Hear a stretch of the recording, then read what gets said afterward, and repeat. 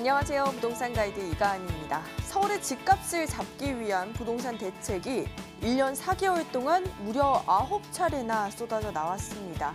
정말 전문가들도 다 따라잡기가 힘들다 할 정도로 연일 계속해서 대책과 개정안들이 속출하고 있는데요. 개인이 혼자 대처하기에는 참 어려운 시장이죠. 그래서 부동산 가이드는 늘 최고의 전문가들과 함께하고 있으니까요. 이 힘든 시장 함께 헤쳐나가시길 바랄게요. 부동산 가이드 지금 바로 출발합니다.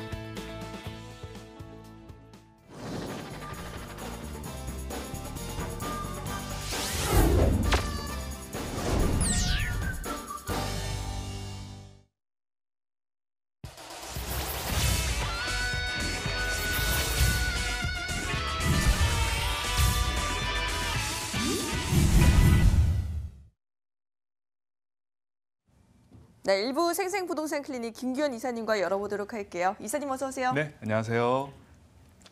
네, 여러분 방송 보시다가 궁금증 생기시거나 문의사항 있으시면 바로 연락 주셔야 해요. 전화와 문자로 참여가 가능한데요. 전화번호는 02-2077-6356번, 문자로도 가능합니다. 013-3366-8290번으로 부동산 가이드 문 똑똑 두드려주세요. 네, 오늘도 김규현 이사님께서 또 굉장히 알찬 시간을 준비해 오셨을 것 같은데 오늘 주제부터 좀 알려주세요. 네, 오늘은 이제 부동산 세금 중에서 네. 양도세에 대한 거거든요. 지난번에 재산세 그리고 종합부동산세에 대해서 설명을 드렸는데 사실 요새는 세금을 모르면 아무리 제가 투자를 잘 하더라도 결국에는 폭탄을 맞을 수가 있기 때문에 그렇죠. 그런 부분까지 이제 꼼꼼히 살피셔야 되는데 간혹 이제 이렇게 질문하시는 분들이 계세요. 나는 좀 수학에 약해서 네. 그런 부분에서 조금 내가 계산을 잘 못하는 게 아닌가라고 생각하지만 사실은 이 세율이라는 거는 굉장히 정확하게 네. 정해져 있는 구간들이기 때문에 그것만 잘 살피시면 절대 투자에 실패하는 그런 리스크가 생길 일이 없기 때문에 오늘 저와 함께 제가 쉽게 양도세율에 대해서 정리를 해드릴 테니까 눈을 크게 뜨시면서 제 강의를 잘 보시면 될 것 같습니다. 네, 세금 부분 네. 다들 참 어렵다고들 하시는데 그래도 이렇게 쉽게 김규현 이사님 늘 알려주시니까요. 지금 강의 꼼꼼하게 한번 지켜보시면 좋을 것 같아요. 바로 시작해 볼까요? 네, 좋습니다. 자, 주택 양도세율이라는 부분인데 먼저 지난 시간에도 얼핏 얘기했지만 부동산 세금 중에서는 보유세라는 게 있고 거래세라는 게 있다고 말씀드렸어요. 그리고 부동산 세금은 소비세가 아니고 다 이제 소득세에 대한 부분이다. 즉 소득이 발생을 했을 때 그때 세금을 낸다라고 이제 정리를 해드렸는데요. 양도세 같은 경우는 그러면 보유세일까요, 거래세일까요? 보유세요. 보유세요. 지금 아닌가요? 예, 분위기를 풀어드리려고 아마 이제 그렇게 말씀을 하실 수도 있고 이게 사실 좀 어려워요. 네. 저도 이제 좀 어려운 부분인데 양도세 같은 경우는 양도를 할 때, 즉 매도자가 매수자에게 양도를 했을 때 네. 그때 나오는 이제 세금이니까 거래를 했을 때 나오는 세금이겠죠. 조금 이제 이 말이 사실 이제 부동산 용어 자체가 한자가 굉장히 많기 때문에 좀 어려운 부분이 있는데요. 자, 괜찮습니다. 자, 여기 나온 것처럼 양도소득세는 자산. 여기는 주택을 얘기하죠. 대부분 양도로 인해서 이익이 생겼을 때 나오는 세금이다라고 이제 말씀드릴 수가 있어요. 즉 세금이 자본이익이 발생이 안 됐을 때는 세금을 내지 않는다라고 우리가 역발상으로 생각을 하시면 더 좋습니다. 즉 자본이익이 생겼을 때 나오는 세금이다라고 이해를 하시면 좋고요. 자, 지금 이제 사실은 여러 가지 종합부동산세라든가 재산세가 이제 느는 바람에 정부에서도 지자체에서도 세금 양이 좀 많이 늘긴 했죠. 근데 이제 양도세도 우리가 꼼꼼히 살피셔야 되는데 중요한 것은 구간에 따라서 이 비율이 달라요. 즉 양도소득세 같은 경우는 누진세가 포함되는 부분이거든요. 누진세가 있고 역진세가 있고 비례세가 있다고 했죠. 여기는 구간마다 조금씩 상향이 되는 그런 부분이 포함되기 때문에 잘 살펴보셔야 된다는 거예요. 근데 우리가 이제 중요한 거는 여기 보시는 것처럼 겁을 먹어요. 여기 보면 막 지금 이제 이게 2017년이거든요. 지금 2018년이니까 여기를 보시면 되는데 달라진 점이 뭘까요? 우리 시청자님들이 딱 봤을 때 42% 구간이 신설됐다라는 거 외에는 특별히 달라진 건 없어요. 사실은. 네, 이 부분만 이제 잘 살펴보시면 되는데 자, 중요한 거는 이거예요. 자, 1,200만 원일 때 또는 요 구간일 때 4,600 말 그대로 이제 3억에서 5억 구간인데 40% 내가 5억을 벌었는데 거의 2억을 넘게 헌납하는 게 아닌가라고 네. 이제 생각을 하는데 과연 그럴까요? 어떻게 생각하십니까? 그렇지 않아요. 아, 이거는 과세 표준이니까. 맞습니다. 네. 요게 응용력이 많이 생기셨어요. 자, 근데 사실은 이제 네. 여기 과세 표준은 시가를 얘기하긴 해요. 시가. 즉 예를 들면 5억을 제가 5억에 팔았는데 원래 내가 2억 5천에 팔았으면 2억 5천이 남는 거잖아요. 그때 그 시가를 얘기하는 거죠. 그런데 중요한 거는 뭐가 있냐면 기본 공제 금액이 있어요. 우리가 이제 재산세일 때 과세 표준이라고 해서 기준 시가를 반영하거든요. 그때는 시세의 60%가 기준 시가예요. 그런데 여기는 기준 시가가 반영하는 게 아니고 시세를 반영하지만 기본적인 공제 금액이 있기 때문에 이 정도의 그 세율이 포함되지 않는다. 실제로는 이게 바로 핵심이에요. 자, 요거는 이제 여러분 시청자님께서 한번 각인시켰다가 제가 다시 설명을 할 때 그때 참조하시면 좋은데요. 자, 기본적으로 6에서 42%인데 대부분 한 요 구간이 많아요. 24%, 35% 정도 구간이 많다라고 이해를 하시면 되는데요. 자, 제가 다시 요 부분을 한번 좀 살펴볼게요. 자, 여기 보시면 1주택자, 이건 이제 기본 세율이 1주택자를 얘기하는 거죠. 2주택자 같은 경우는 여기에 10%가 더한 거죠.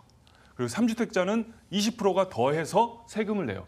즉 여기 보시면 1주택자 같은 경우는 그래도 뭐 이 정도 벌었으니까 뭐 낼 수 있지라고 생각할 수 있는데 이게 2주택자, 3주택자 같은 경우는 10%, 20%가 더하기 때문에 실제로 막 나중에 60%까지 낼 수도 있다. 그런 부분도 우리가 간과하면 안 되는데요. 하지만 겁먹을 필요는 없다는 거죠. 왜? 우리가 기본 공제 금액이 있기 때문에 이제 그런 거를 꼼꼼히 살피셔야 되는데, 자, 기본적으로 보시면 만약에 1,000만 원이라고 가정을 해볼게요. 1,000만 원이라고 가정했을 때 1주택자 같은 경우는 얼마를 낼까요? 1,000만 원에 6%면 얼마죠? 60만 원. 그렇죠. 60만 원 정도를 내겠죠. 부담스럽습니까? 1,000만 원, 60만 원? 아니요, 뭐 낼 수 있어요. 그렇죠. 네. 뭐 지금은 실제로 그렇게 벌지 않았으니까 이렇게 얘기할 수도 있어요. 하지만 뭐 그렇게 60만 원 정도 이건 좀 낼 수 있지 않습니까? 근데 만약에 이제 16%, 20%에 가깝다. 그러면은 조금 부담스럽죠. 네. 그럼 한 200만 원 가까이 된다는 얘기거든요. 그럼 26%면 250만 원 정도, 260만 원 가까이 되니까 조금 배 아플 수가 있어요. 차라리 이러면은 조금 내가 깎아서 낼까? 뭐 여러 가지 생각이 든단 말이에요. 그런데 그 금액이 50%다. 라고 하면 달라진다라는 거죠. 자, 어찌됐건 이런 어떤 누진세율 그리고 또 다주택자, 2주택자냐, 3주택자냐에 따라서 이런 구간별이 달라지기 때문에 이런 부분을 꼼꼼히 살피셔야 되는데, 자, 제가 여러분께 그런 얘기를 했죠. 너무 걱정하지 마시려고. 너무 걱정하지 마시라고. 그게 무슨 말이냐면, 자, 이걸 한번 보시겠습니다. 자, 여기 보시면은 기본 공제가 두 가지가 있어요. 기본 공제와 누진 공제 부분이 있는데, 기본 공제는 여기 250만 원을 제하는 거예요. 그러니까 양도소득에서 250만 원을 제해서 계산을 한다는 얘기고요. 그다음에 여기 나오는 1,490만 원, 이 구간에 따라 이제 조금씩 다르죠. 이 누진 공제가 또 포함이 되기 때문에 실제로는 뭐 40%라고 해도 한 20%에서 25%밖에 내지 않는다. 물론 제가 밖에라는 조사를 쓴 게 굉장히 위험할 수는 있지만요. 네, 경우에 따라서. 자, 그럼 한번 계산을 해보자고요. 만약에 양도 차익이 1억 원이라고 했을 때, 즉 1억 원이 파생되려면 내가 1억 원에 샀다가 아파트를, 지금 뭐 1억 원짜리가 거의 없긴 하죠, 서울에서. 어찌됐건 1억 원에 샀다가 2억 원에 팔았어요. 2억 원에 매수자한테 이제 팔았는데 그때 그럼 1억 원의 양도 차익이 생길 거 아닙니까? 그렇죠? 양도 차익이 생겼어요. 자, 중요한 거는 가정이 1주택일 때, 1년 거주일 때. 이게 무슨 말이냐면, 자, 작년 파리 대책이 있었죠. 파리 대책이 뭐냐면 그 전에 이제 2년 보유만 해도 양도 비과세거든요. 그때는. 근데 이제 지금 좀 바뀌었어요. 지금은 비과세 요건이 1주택자 비과세 요건은 2년 거주죠.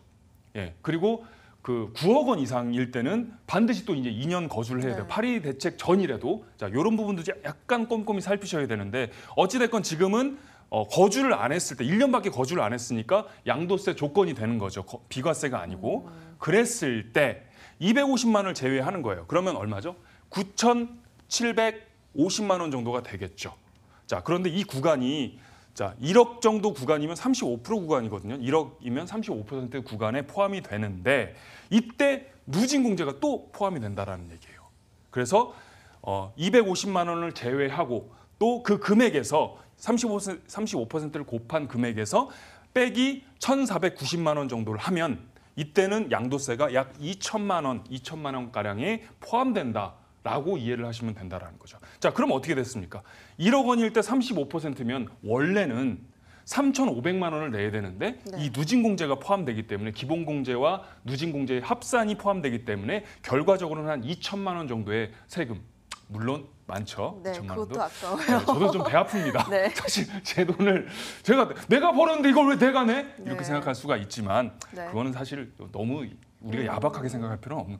좀 남들도 남는 게 있어야 되잖아요. 네, 그렇죠? 그쵸. 네, 그런 미덕이 좀 있어야 되니까 그렇게 생각을 하시고 이해를 하시면 이 양도소득세 부분이 너무 어렵지 않게 좀 쉽게 이해할 수 있지 않을까라고 제가 정리를 해드리면 좋을 것 같고요. 이 구간을 조금 이해를 하시고 누진 기본공제 그리고 누진공제가 포함이 돼서 실제로는 50% 정도가 차감이 된다라고 이해를 하시면 쉬울 것 같습니다.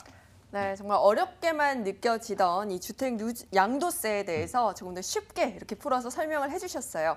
여러분, 그런데 이제 나 이 양도세는 알겠다. 그런데 어디에 투자해야 할까 고민하시는 분들이 많으실 것 같아요. 이사님을 직접 만나볼 수 있는 무료 세미나가 준비되어 있다고 하는데요. 세미나 정보 알려드릴게요. 네, 규제 속의 소액 투자처를 옥석 가리는 비법 알려드릴게요. 11월 3일 토요일 오후 1시 그리고 11월 5일 월요일 오후 1시에 강남구 삼성동 영상빌딩 5층에서 열리는데요. 예약 필수니까요. 02-2077-6356번으로 문의 주세요. 네, 지금 직접 만나서 이 열정적인 강의를 좀 듣고 싶다 하시는 분들 참 많으실 것 같죠. 이사님, 어떤 내용의 세미나가 진행될까요? 자, 지금 사실은 이제 주식도 미중 무역 정책이라고 무역 전쟁이라고 하죠. 지금 굉장히 심각하게 우리가 이제 좀 받아들여야 되는데 왜 그러냐면 중국에 대한 의존도도 높고 사실 미국에 대한 의존도도 높아서 마치 예전에 외세 침략처럼 지금 네, 맞아요. 중간에서 마치 그 고래 싸움에 새우등 터지는 그런 꼴이 됐단 말이에요. 그런 부분에서 이 유동자금이 지금 증시에서 한 30% 개미 투자자들은 많이 손해를 봤거든요. 네. 실질적으로. 물론 저는 투자를 안 하고 있지만 네. 좀 위험하기 때문에 저는 안전자산이 좋습니다. 자, 그런데 이제 문제는 그런 자금들에 있어서 우리가 이제 많이 시중이 불안하기 때문에 소액 투자로서 과연 나는 어떤 투자처를 뽑을 수 있을까? 어떤 지역에 어떤 목적으로 내가 이제 투자를 할 것인가에 대한 그런 선별적인 옥석을 가리는 그런 주제다라고 말씀드릴 수가 있고요. 반드시 예약을 하셔서 오셔야지 제가 꼼꼼히 살펴드릴 수가 있습니다. 네, 그 부분 참조하시면 좋을 것 같습니다. 네, 여러분 꼭 미리 예약하시고 세미나 한번 참석해 보시고요. 이번에는 그렇게 소액으로 안전하게 투자할 수 있는 지역 중에 한 곳을 또 엄선해 오셨다고 해요. 그 정보 알려드릴게요. 서울시 강남구 논현동의 근린생활시설입니다. 고선 언주역에서 도보 3분 거리로 2018년 10월에 완공되었고요. 6층 건물 중 2층입니다. 매매 금액은 2억 6천만 원, 임대 예상 금액은 전세 보증금 2억 3천만 원에 실투자 금액은 3천만 원이 예상됩니다. 네, 강남구 논현동의 근린생활시설이에요. 여기가 저평가 지역인가요? 예전에는 정말 저평가 지역이었고요. 네. 이제 지금 많이 강남 중에서도 이제 오르긴 했지만 앞으로 호재가 너무 많기 때문에 사실은 굉장히 앞으로도 투자 여력이라든가 또는 시세 차익을 충분히 노려볼 만한 지역이다라고 제가 단언코 얘기할 수 있을 그런 부분입니다. 네, 자세한 이야기 한번 들어볼게요. 네, 자 오늘 제가 가지고 온 매물이 이제 논현동에 있는 근린생활시설인데요. 네. 이 근린생활시설이란 말은 건축법상에 있는 그 용도 지역을 얘기하는 거거든요. 그 용도가 근린생활시설, 즉 주택, 아파트라든가 이런 주택에 가깝게 편리한 그런 시설들이 총 집합되어 있는 곳이다라고 말씀드릴 수가 있고요. 근린생활시설은 또 1종이 있고 2종이 있는데 여기는 이제 2종에 대한 부분이다라고 말씀드릴 수가 있겠습니다. 자, 건축법에 대한 거 제가 또 나중에 설명을 드릴 기회가 있으니까 그때 눈을 크게 뜨시고 보시면 될 것 같습니다. 자, 먼저 입지 여건에 대해서 설명을 드리자면 자, 매물이 여기 있습니다. 지금 여기 이제 보면 언주역에서 요 골목으로 따지면 걸음으로 한 3분에서 4분 정도 그 정도에 이제 위치해 있다라고 말씀을 드릴 수가 있고요. 또 옆에는 왼쪽으로는 신논현역이 있고 위로는 학동역이 있습니다. 자, 이렇게 신논현역, 언주역, 9호선, 7호선 그리고 또 이렇게 전부 다 이제 둘러싸여 있는 곳이다라고 말씀드릴 수가 있고요. 위쪽으로는 또 신사역이 있고요. 자, 이렇게 7호선과 9호선이 둘러싸여져 있는 곳이다라고 이해를 하시면 좋고요. 자, 또 하나 살펴볼까요? 주변 이제 환경을 살펴보자면 도로가 이제 강남대로가 있죠. 강남대로가 쭉 이어져 있고 오른쪽으로는 논현동 가구거리가 있습니다. 그리고 또 더 오른쪽으로는 영동대로와 동부간선도로까지 이렇게 이어지는 곳이고요. 자, 그 한복판에 바로 이 매물이 위치해 있다라고 말씀드릴 수가 있겠습니다. 자, 학군도 한번 살펴볼 텐데요. 보시면은 매물이 이제 여기 있죠. 언주역을 필두로 주변에 이제 학동초등학교 그리고 노년초등학교가 있고요. 그리고 서일중학교 그리고 역삼초등학교 이렇게 쭉 이어져 있고 또 진선역 오는 전통의 강호죠. 자, 옆에는 또 뭐가 있을까요? 바로 이제 대치동 학원가가 있고 또 왼쪽에는 교대가 자리 잡고 있습니다. 명실상부하게 바로 이제 건물이 이 학군의 좋은 학군의 중심에 있다라고 말씀드릴 수가 있겠죠. 자, 개발 호재를 이제 꼼꼼히 살펴드리면 가장 중요한 게 이제 신분당선 연장을 들 수가 있는데, 자, 먼저 1단계가 바로 이제 신사죠. 신사까지 연장이 되고, 자, 2단계가 바로 이제 용산까지 이렇게 쭉 이어질 예정이거든요. 지금 이제 그 문정부 들어서 신사서부터 용산까지 2022년 그 이후로까지 쭉 연장을 할 계획이 생기는데, 그 한복판에 바로 이제 논현동과 신사 그 중간에 있기 때문에 이 매물 같은 경우 충분히 혜택을 많이 볼 수 있는 곳이다라고 말씀드릴 수가 있고, 자, 우리가 신분당선을 하면 어때요? 굉장히 강남의 어떤 근접성이 돋보였기 때문에 주변의 어떤 수지라든가 뭐 성남이라든가 분당 이런 데가 다 이 부분 때문에 떴단 말이에요. 그만큼 신사라든가 또는 용산까지 더 이렇게 이어져 있게 되면은 그만큼 또 개발 호재 역시 빵빵 터질 수 있는 그런 위치를 자랑하고 있다라고 말씀드릴 수가 있겠습니다. 자, 여기 또 보시면 이제 한전 부지를 들 수가 있는데, 자, 오른쪽에 이제 삼성역 있죠. 삼성역에 있는데 이 한전 부지가 이전이 되면서 현대차가 인수를 했어요. 그래서 105층 건물로 이제 지어질 여기처럼 이제 초고층 건물로 지어질 예정이고, 이렇게 105층 건물로 지어질 예정이고, 또 이 면적 자체가 한 2만 4천 평 정도 된다. 그런 부분에서 충분히 혜택을 받을 수 있는 지역이다. 이 매물이 위치해 있다라고 말씀드릴 수가 있고요.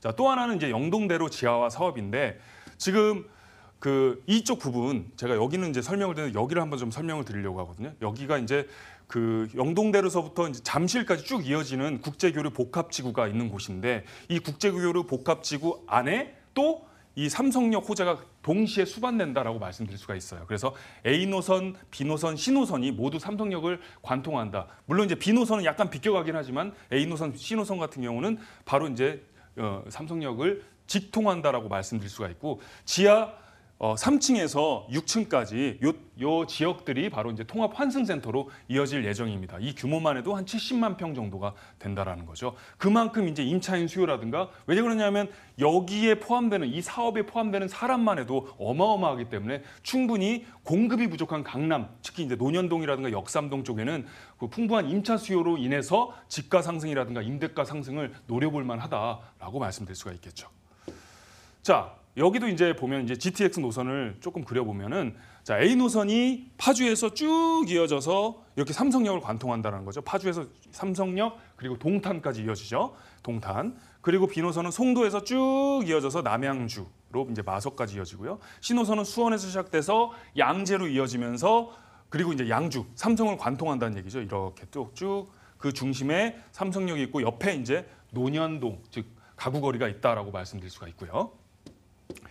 자, 마지막으로 이제 르네상스 호텔 부지인데, 이게 총 38층, 35층, 37층 두 개 동으로 이어지는데요. 역삼역에서 조금 더 오른쪽으로 가면 이제 바로 있는데, 여기까지 이제 개발 호재가 빵빵 터지는 지역이다. 그리고 문제는 아직까지도 개발이 이제 본격적으로 이루어지지 않았기 때문에 한두 개씩 이제 터질 때마다 마치 그 신분당선 호재, GTX 호재, 영동대로 호재 등등 이 외에도 이제 차병원이라든가 이런 호재들이 터지면 충분히 집가 상승의 여력이 어떻게 보면 강남의 노른자의 그런 개발 호재다라고 말씀드릴 수가 있겠습니다. 자, 중요한 건 사실은 이 건물에 있거든요. 왜 건물에 있는지 제가 꼼꼼히 살펴드리면 총 이제 6층이에요. 6층이고 1층은 필로티 주차장이고요. 자, 2층이 근린생활시설이고 나머지는 이제 또 주거 이렇게 혼용이 되어 있는 곳인데, 중요한 거는 이제 그 이번 달에 완공이 돼요. 지금 이제 가면 굉장히 고풍스러운 느낌이고 고급스러운 느낌이에요. 왜 그러냐면 대리석에다가 또 안에 이제 마감재라든가 그 내부 그런 시설들 자체가 전부 다 이제 브랜드로 만들어질 예정이기 때문에, 또 주변도 역시 굉장히 고급스러운 그런 빌라라든가 담벼락 높은 곳도 많습니다. 예, 그런데 그 한복판에 이 매물이 속해 있다라고 말씀드릴 수가 있고요. 더 중요한 거는 더 중요한 거는 자 이제 인테리어에 대한 부분인데 이게 꼼꼼히 다 이제 그 인덕션이라든가 시스템 에어컨이라든가 냉장고 세탁기는 다 들어가 있는데 그 안에서 중요한 게 이제 대지 지분이 6평이라는 거, 5.7평이라는 거거든요. 이 부분이 가장 핵심이에요. 이게 무슨 말이냐? 제가 이제 이 부분을 가지고 설명을 드릴 텐데 일단은 이제 임대 사업이랑 시세 차익, 어이구 넘어갔네요. 하지만 당황하지 마시고요. 자 보시면 시세 차익이 이제 충분히 예상된다. 공급이 부족하기 때문에 자 그리고 학동역과 언주역 중간에 위치해 있다. 충분히 지근거리에 있다라고 말씀드릴 수가 있고 자, 이 부분이 좀 어려워요. 대지 지분이 5.7평으로 주변 시세 평당가 4천만 원 기준으로 건물은 공짜. 자, 마치 1+1의 느낌인데 홈쇼핑에서 나오는 그런 문구 같긴 한데 이게 무슨 말이냐? 제가 쉽게 풀어드리면 여러분도 좀 아시면 좋아요. 대지 지분이 어떨 때 쓰일까요?